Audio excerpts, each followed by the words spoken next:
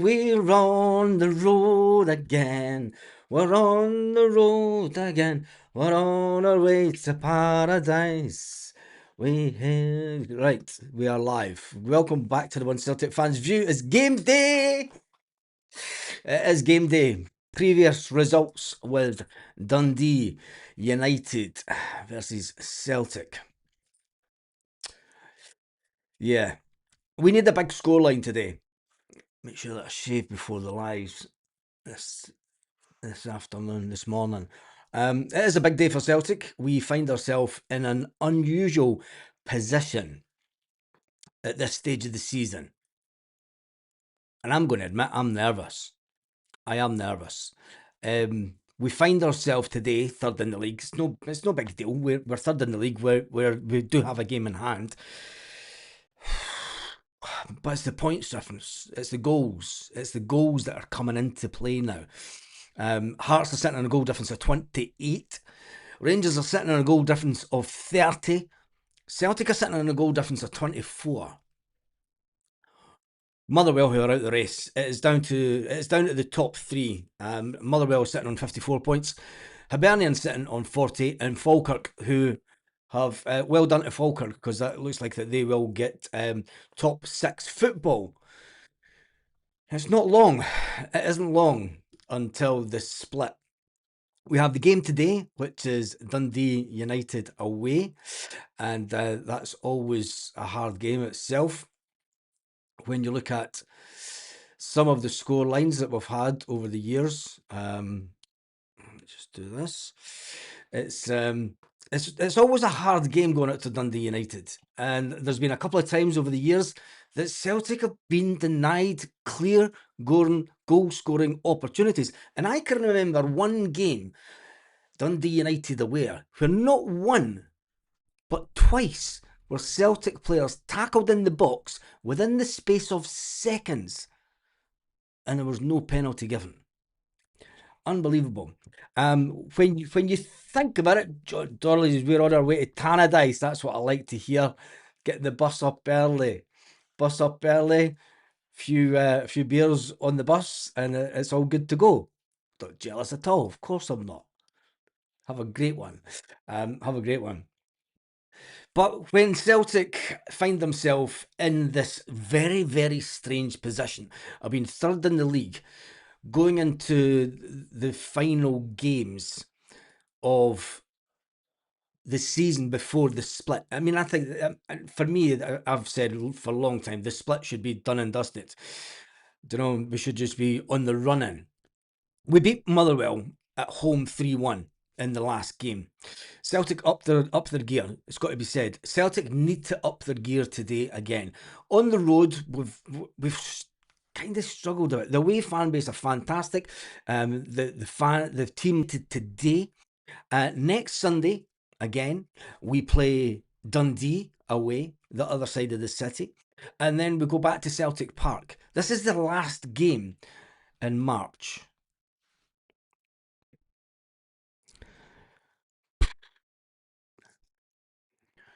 There is no Celtic playing until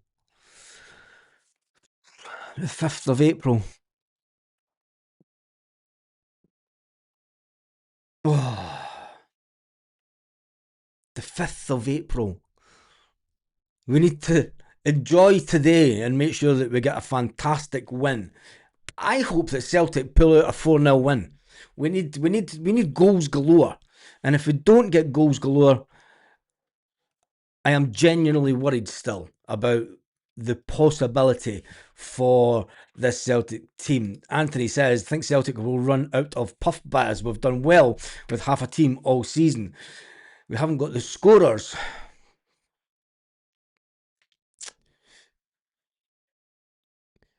When you think of the players that are at Celtic right now, when you think of the players that we have, and yeah, John, you've got it right.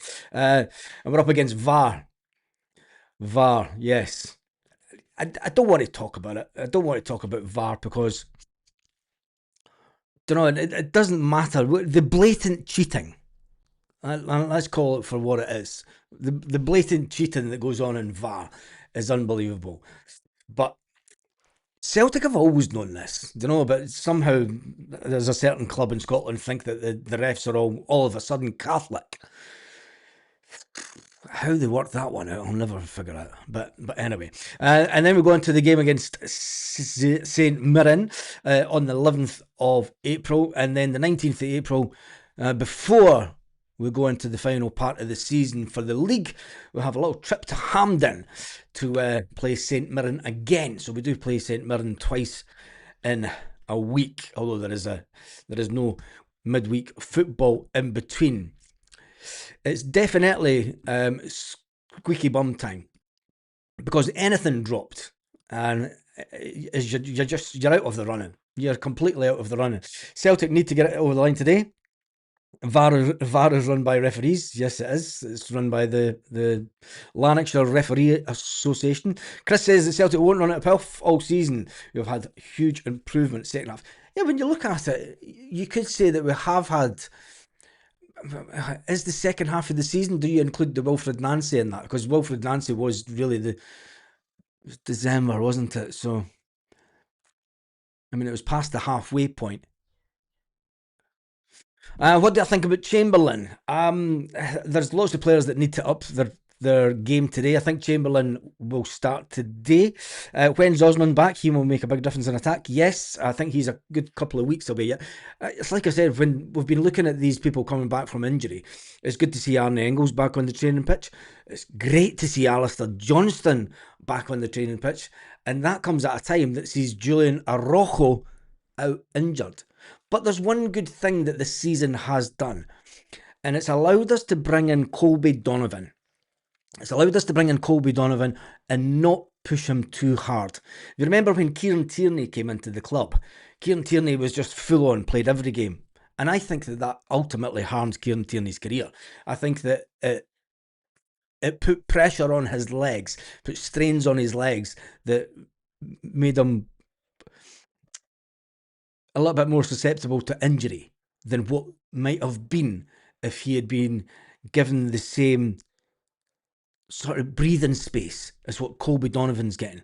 It's been a fantastic season for him. He's been speaking about the fact that Callum McGregor has been fantastic in coaching him coming from the B team into the first team, giving them good advice on to keep going. And he knows he's not going to play, but for me, I think that Colby Donovan has been one of the bright sparks of the season. The fact that he has stepped up from the academy.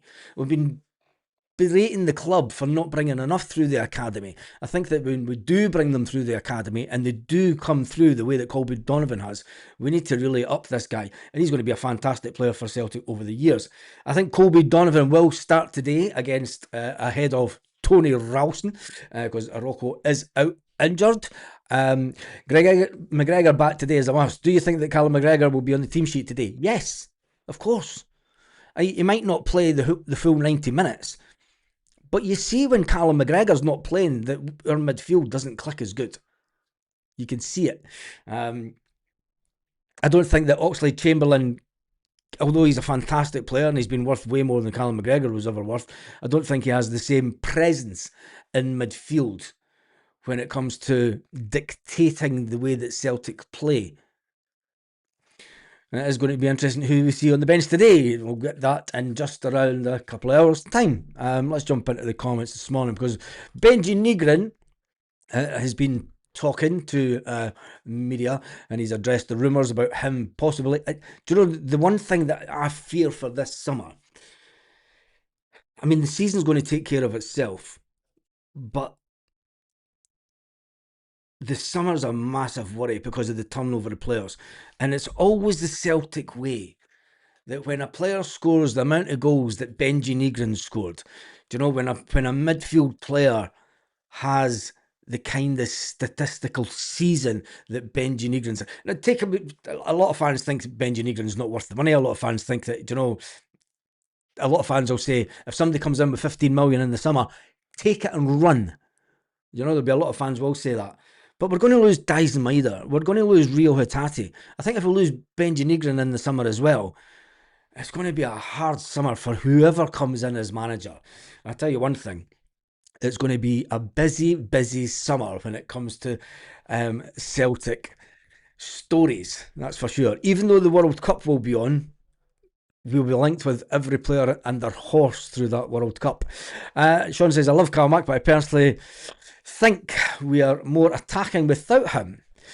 I think that with him and Oxlade Chamberlain in the team, we are more attacking. If you look at the games when you look with Ben when he's played with Benji Negrin and Oxlade Chamberlain, Celtic have went forward a bit quicker with a bit more fluidity.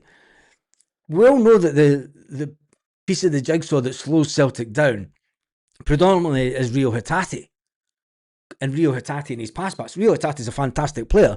Will we miss him next season? I don't really think so. I don't think that we'll miss Rio Hatate next season because I think that we'll bring in someone else.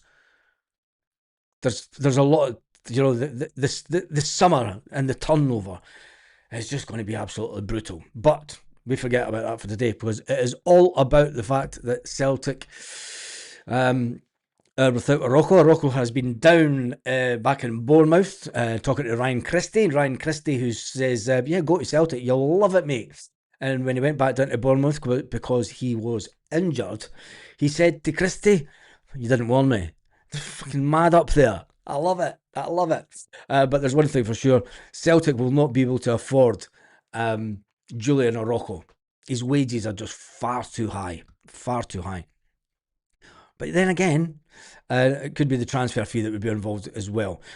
So as much as we would all love Julian Araujo,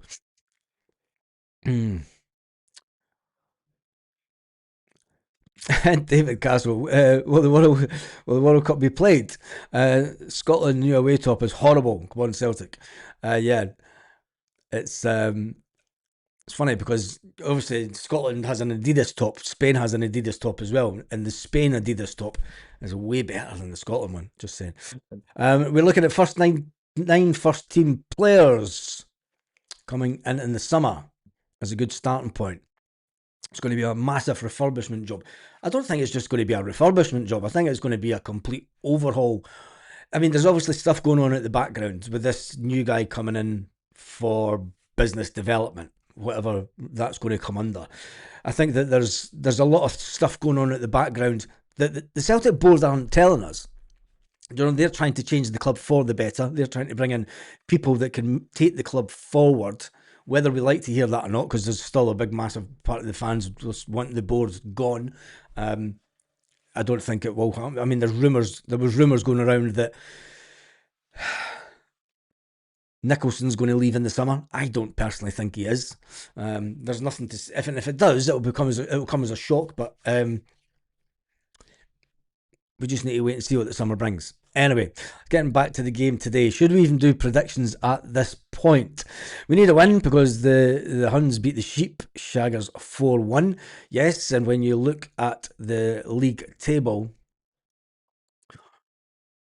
there's one thing that's good. Well, it's not maybe so good because Celtic do play St Mirren, and I've got a funny feeling that Kilmarnock are going to beat the drop this year again. Just got a funny feeling. Livingston, well, they're well gone, aren't they? Dundee United have nothing really to play for, have they? I mean, they're playing for their seventh position, and then that's it. Dundee and Dundee United fighting out for seventh spot. Aberdeen, can they do anything between now and the end of the season? I'd expect, with Aberdeen bringing in the new manager, obviously the old St Mirren manager, I would actually expect Aberdeen to start winning some games and jump up into seventh place before the end of the season. That wouldn't surprise me one bit.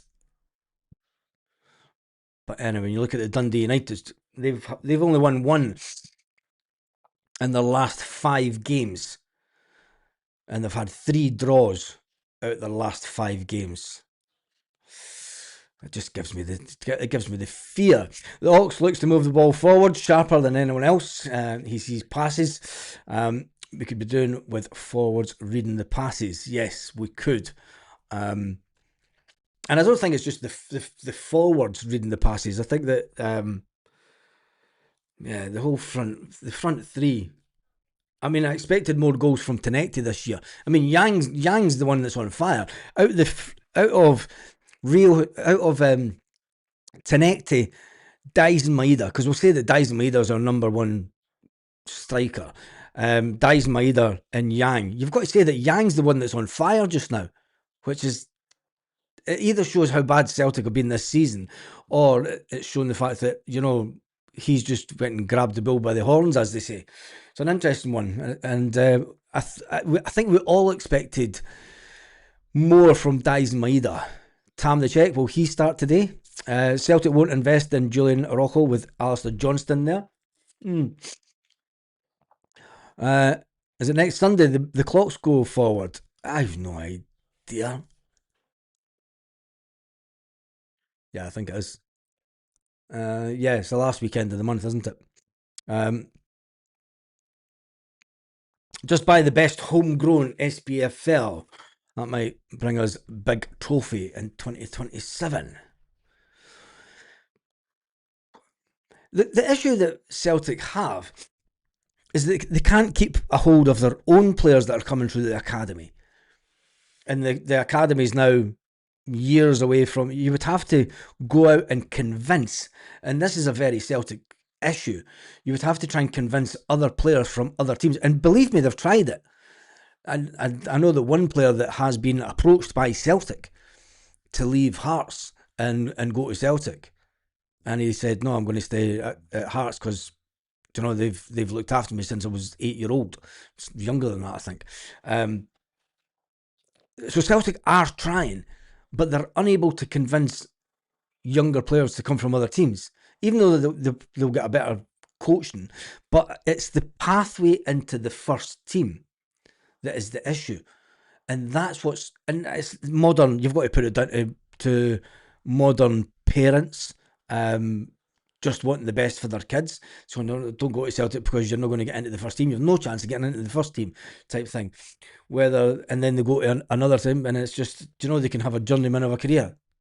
There's massive changes need to come in at Celtic, but I don't think that, even the best that are in the SPFL, would they make Celtic better? We're third again, we need a win. Yes, it is. And you've said it twice there, mate.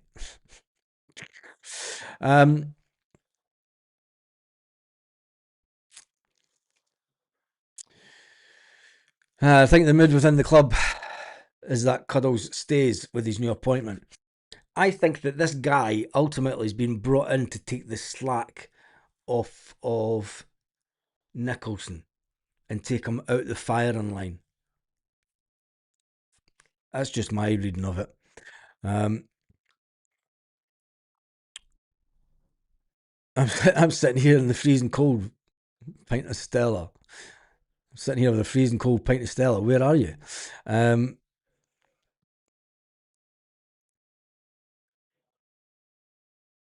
The Motherwell goal for New Zealand cannot cost much. Well, the thing, if you look at the Motherwell would want about 5 million for Tawanda. Hattati and McCowan see dead people based on.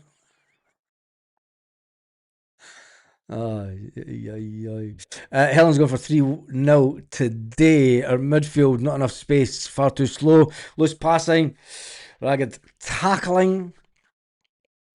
Yeah. Big changes required this summer. Of course there is.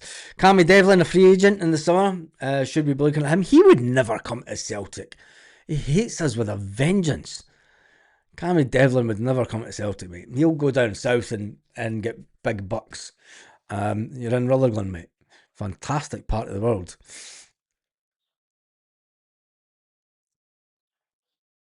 That was an interesting one. I was having a little debate the other day. Do you think that Yang would get in a decent Celtic team?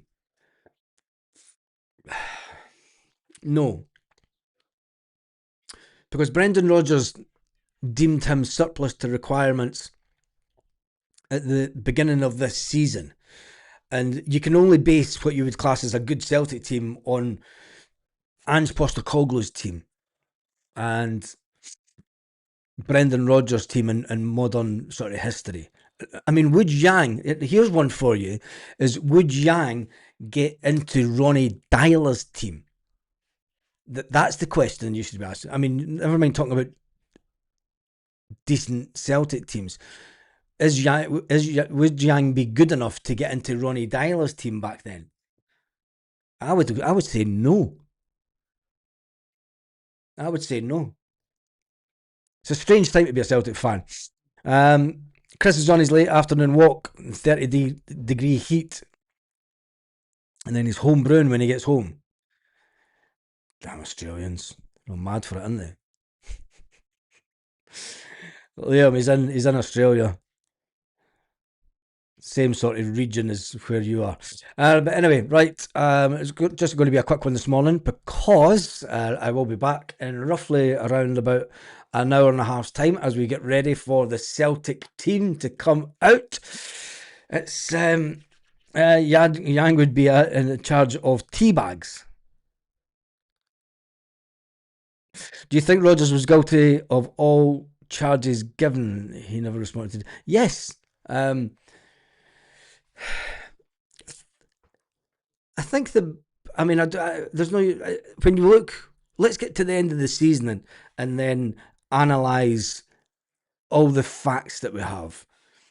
There's going to be whether we win, lose, draw, and we need to sit down at the end of the season, and we need to analyse everything that's went on, because the Celtic fans will want to know. The Celtic fans are still putting pressure on the board. They're still looking for answers for the board. The board have played a blinder this season. The board have played an absolute blinder. Keep on passing it and passing it and passing it and pushing it and pushing it and pushing it, telling, oh, we can't speak to you, we can't speak to you. And they've got to the end of it. They've done what they've wanted to do. Get to the end of the season without having any real pressure put on them. You know, the fact that the Celtic fans, the Green Brigade, are still banned from Celtic Park.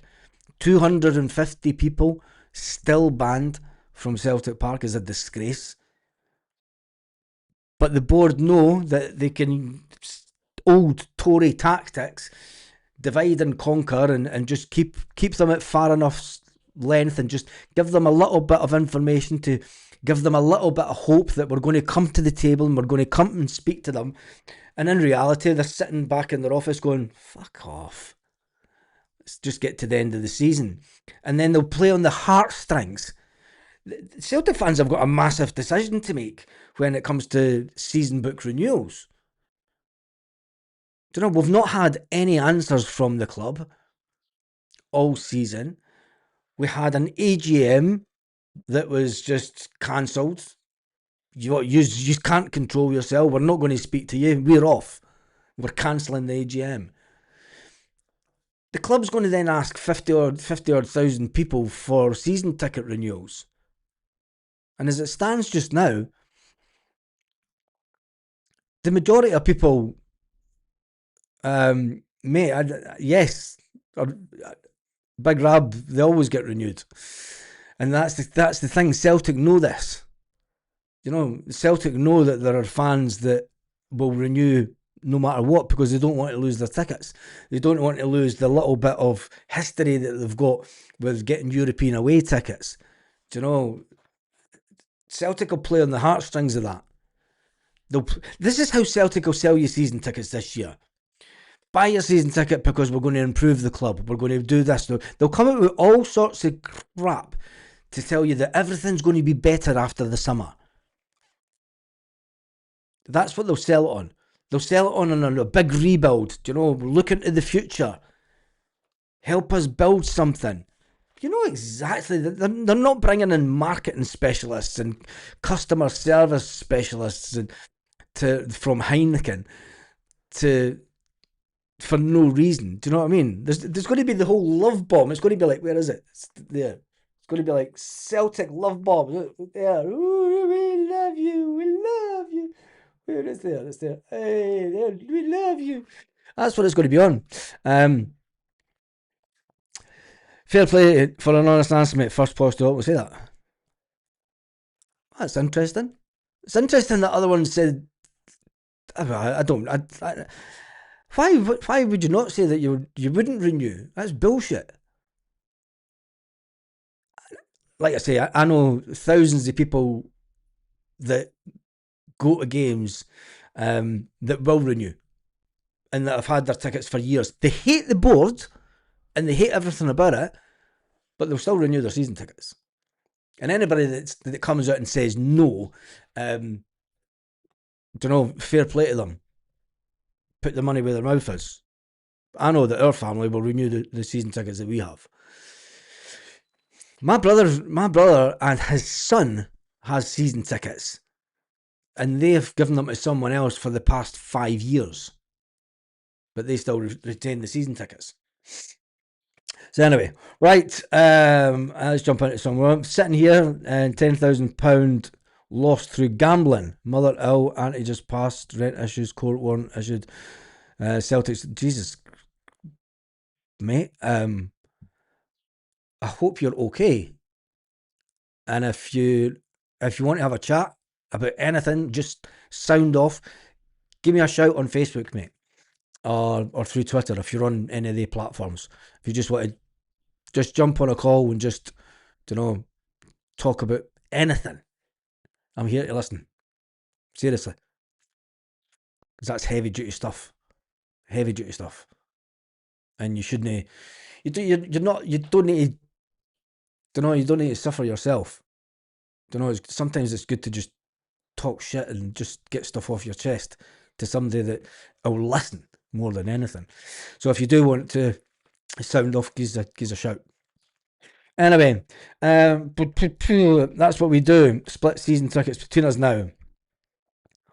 Yep.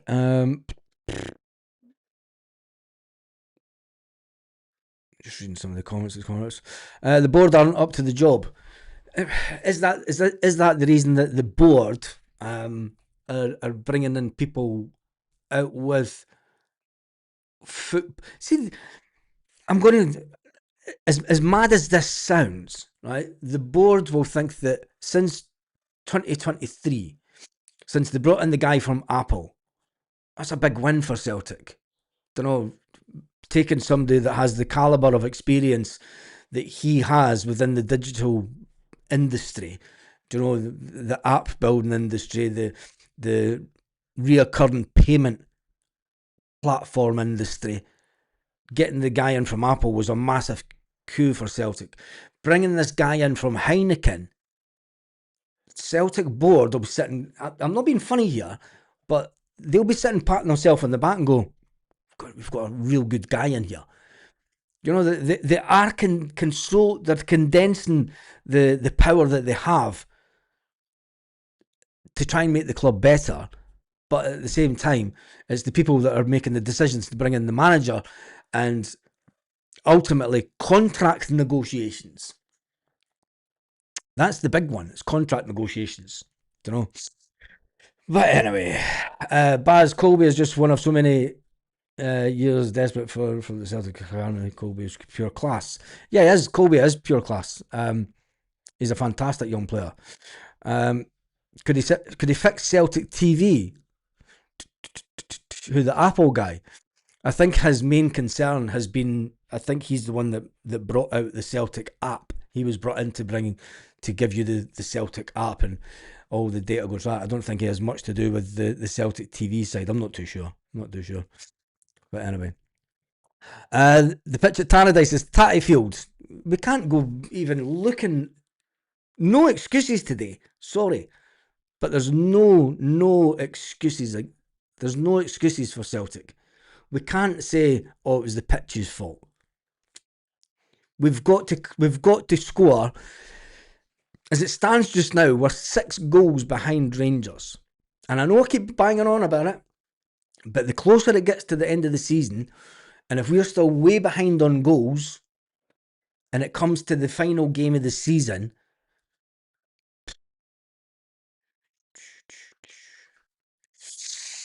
that makes sense. Plenty play up front. Hope so.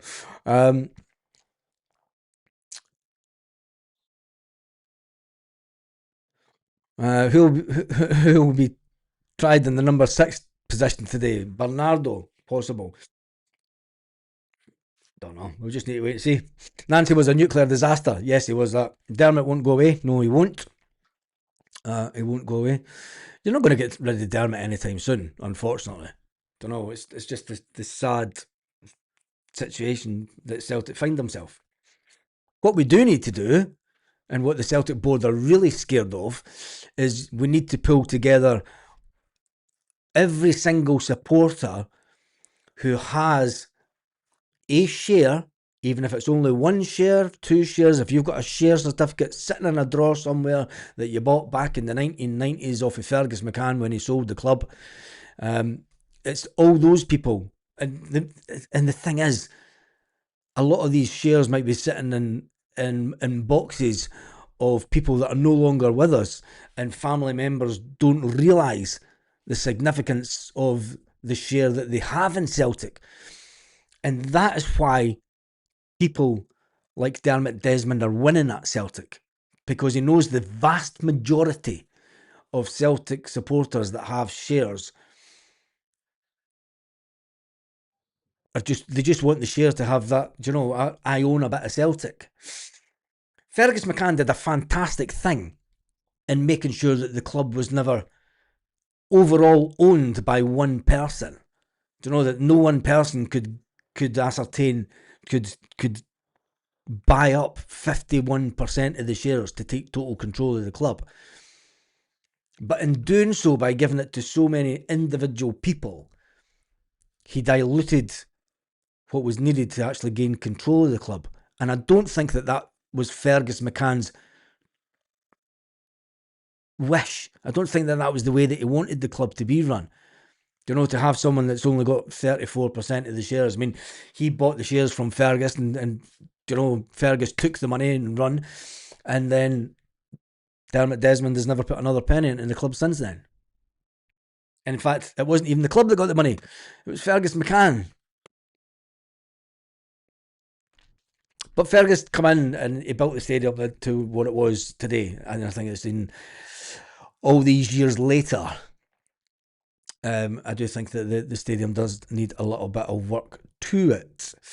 Flying Comps was a big win by the Jam Tarts yesterday. They won another late goal, wasn't it? It's another late goal by them. But the Bunnet was the most ruthless. Yeah, it was. How you'd love to have someone like that at the top of the club just now. Could you imagine the Bunnet in charge back in 2012? Do you think he would have took his foot off? Or if he would have just stood on it altogether? That's an interesting one. Someone should ask him that. If you were in charge of the club in 2012, would you have let that other club reincarnate itself? Or would you have just put pressure on and stood on it like they wanted to do to us in the 1990s? I think that he would have went, no, they don't get back in. Not a chance. No, they don't get to sneak in the back door and work their way up through the leagues. They need to go right to the bottom if they want to start again. The board will not share a Mars bar. Yeah, I know this. Heard all this shite with the Kelly and Whites. The sad point is that we now find ourselves in this position, don't we? And it is a family that, as much as Peter Lawwell did fantastic things for Celtic over the years, I think people like Peter Lawwell in charge of the club ultimately held the club back for a long, long time. History will look back on them as having a successful tenure, because that's all these people have in the history of the club. They won't be in charge forever.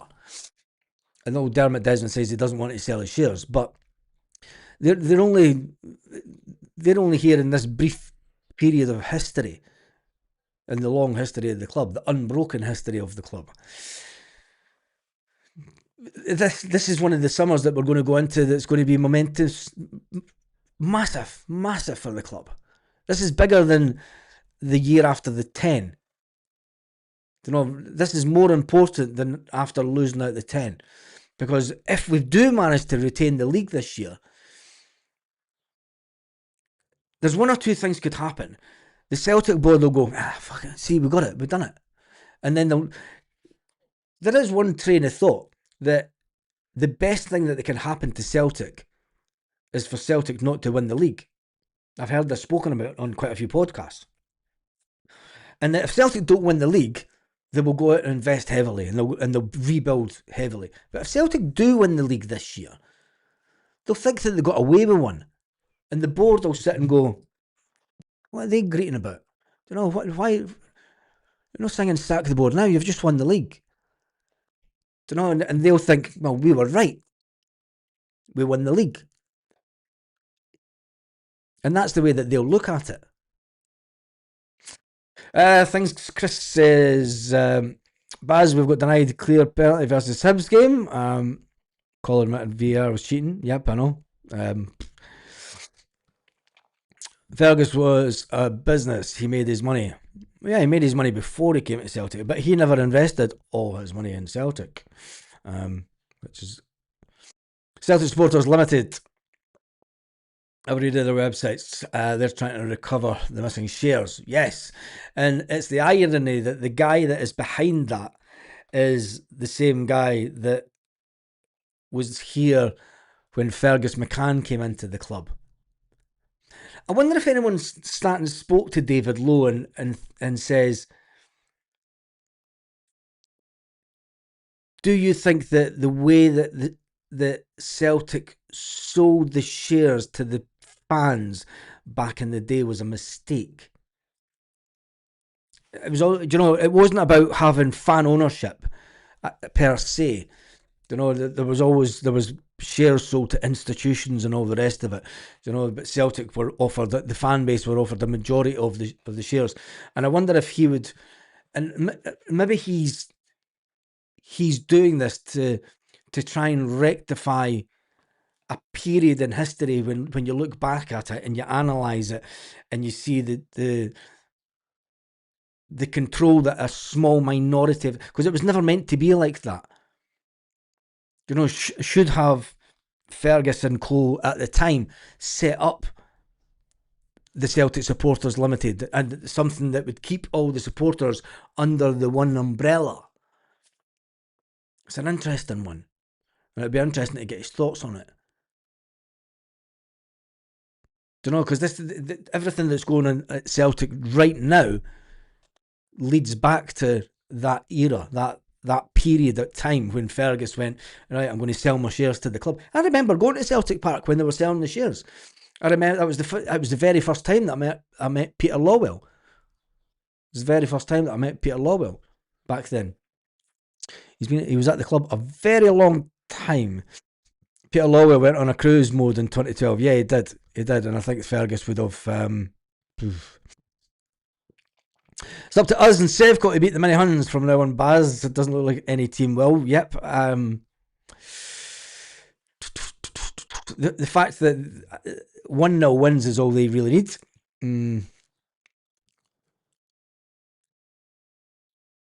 They signed the 5-way agreement. Money talks. It does that.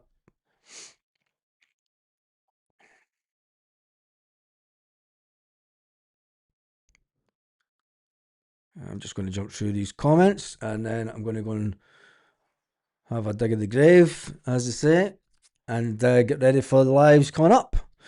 John Beattie needs to go to Specsavers. Come on, he's never taken these blue tinted spectacles off. Right, anyway, that's me done and dusted for the round. I'm going to get set up for the pre-match live and the live watch along and the full-time analysis. Let's hope that it's a fantastic game. And let's hope that Celtic score at least a minimum of 4 goals this afternoon, just to get us up there on goal difference. Because it's the one thing that I do not want to get to the end of the season and go, do you know what? If we'd only scored more goals this season. Anyway, thank you for watching this morning. I'll see you in roughly around about an hour and 20 minutes. On that note, have a fantastic day, Celtic fans, wherever you are, all around.